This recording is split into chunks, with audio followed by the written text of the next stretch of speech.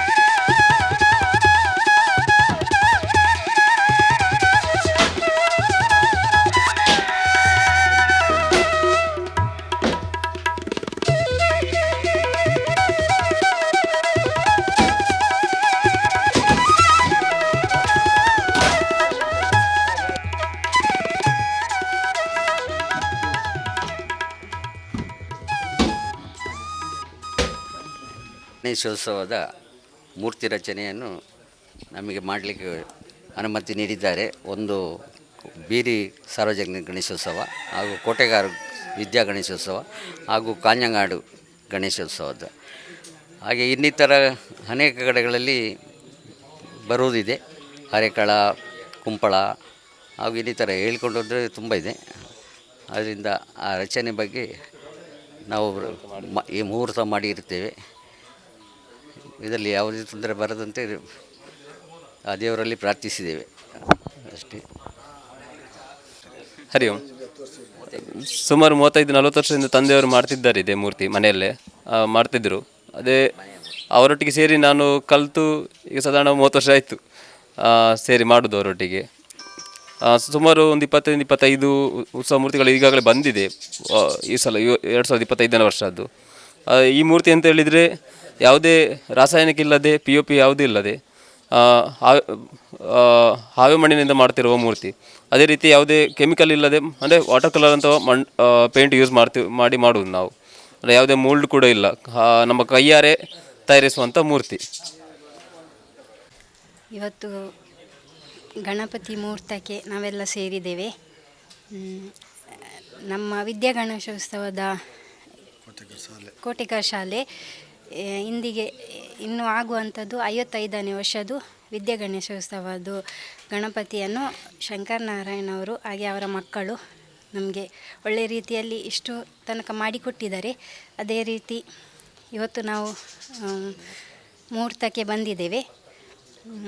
ಅವರಿಗೆ ಇನ್ನೂ ದೇವರು ಒಳ್ಳೆಯ ಶಕ್ತಿ ಕೊಟ್ಟು ಆರೋಗ್ಯ ಎಲ್ಲ ಕೊಟ್ಟು ಇನ್ನಷ್ಟು ಬೆಳಗುವಾಗೆ ಮಾಡಲಿ. ಹಾಗೆ ನಮ್ಮ ವಿದ್ಯಾಗಣೇಶೋತ್ಸವದ ಶಾಲೆಯಿಂದ ಪ್ರಾರಂಭ ಆಗಿದೆ, ಈಗ ಶಾಲೆಯಿಂದಲೇ ಇದೆ, ಎಲ್ಲರೂ ಸಹಕರಿಸ್ತಾ ಇದ್ದಾರೆ. ಅದೇ ರೀತಿ ಬಾಕಿ ಗಣಪತಿ ಹಾಗೆ ಎಲ್ಲರೂ ನಾವು ಒಟ್ಟಿಗೆ ಸೇರಿ ಒಂದೊಂದು ಜಾಗದಲ್ಲಿ ಇಡ್ತಾ ಇದ್ದೇವೆ. ಅದೇ ರೀತಿ ನಾವು ವಿದ್ಯಾಗಣಪತಿಯನ್ನು ಕೋಟೆಗಾರ್ ಶಾಲೆಯಿಂದ ನಾವು ಹುಟ್ಟುವ ಮೊದಲೇ ಇತ್ತು. ಈಗ ನಾವು ಈ ಕಡೆ ಬಂದು ಅದರೊಟ್ಟಿಗೆ ಆ ದೇವರ ಸೇವೆ ಮಾಡ್ತಾ ಇದ್ದೇವೆ.